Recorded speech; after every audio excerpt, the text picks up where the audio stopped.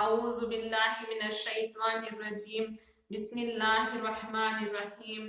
پہلا باب، حدیث نمبر 2، قصہ حضرت انس رضی اللہ بن نضر کی شہادت کا۔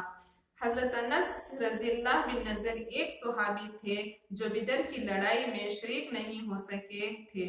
ان کو اس چیز کا صدمہ تھا، اس پر اپنے نفس کو ملامت کرتے تھے کہ اسلام کی پہلی عظیم الشان لڑائی اور تو اس میں شریک نہ ہو سکا۔ اس کی تمنا تھی کہ کوئی دوسری لڑائی ہو تو حوصلے پورے کروں۔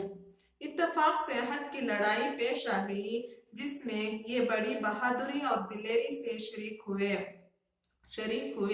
احد کی لڑائی میں اول تو مسلمانوں کو فتح ہوئی، مگر آخر میں یہ غلطی کی وجہ سے مسلمانوں کو شکست ہوئی۔ وہ غلطی یہ تھی کہ حضور اکرم صلی اللہ علیہ وسلم نے کچھ آدمیوں کو ایک خاص جگہ مقرر فرمایا تھا کہ تم لوگ اتنے میں نہ کہو، اس جگہ سے نہ ہٹنا، کہ وہاں سے دشمن کے حملے کرنے کا اندیشہ تھا۔ جب مسلمانوں کو شروع میں فتح ہوئی تو کافروں کو بھاگتا ہوا دیکھ کر یہ لوگ بھی اپنی جگہ سے یہ سمجھ کر ہٹ گئے کہ اب جنگ ختم ہو چکی، اس لیے بھاگتے ہوئے کافروں کا پیچھا کیا جائے اور غنیمت کا مال حاصل کیا جائے۔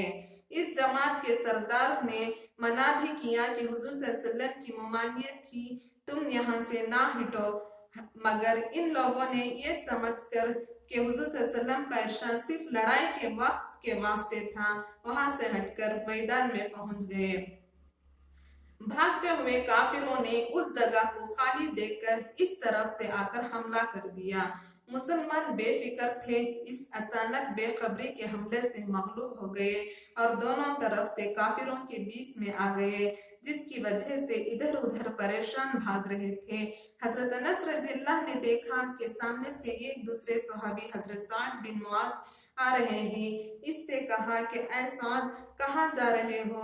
خدا کی قسم، جنت کی خوشبو احد کے پہاڑ سے آ رہی ہے۔ یہ کہہ کر تلوار ہاتھ میں تھی ہی کافروں کے ہجوم میں گھس گئے اور اتنے شہید نہیں ہو گئے، واپس نہیں ہوئے۔ شہادت کے بعد ان کے بدن کو دیکھا گیا تو چھلنی ہو گیا تھا۔ 80 سے زیادہ زخم تیر اور تلوار کے بدن پر تھے۔ ان کی بہن نے انگلیوں کے پھروں سے ان کو پہچانا۔ فائدہ: جو لوگ اخلاص اور سچی طلب کے ساتھ اللہ کے کام میں لگ جاتے ہیں، ان کو دنیا ہی میں جنت کا مزہ آنے لگتا ہے۔ یہ حضرت انس رضی اللہ زندگی ہی میں جنت کی خوشبو سونگھ رہے تھے۔ اگر اخلاص آدمی میں ہو جائے تو دنیا میں بھی جنت کا مزہ آنے لگتا ہے۔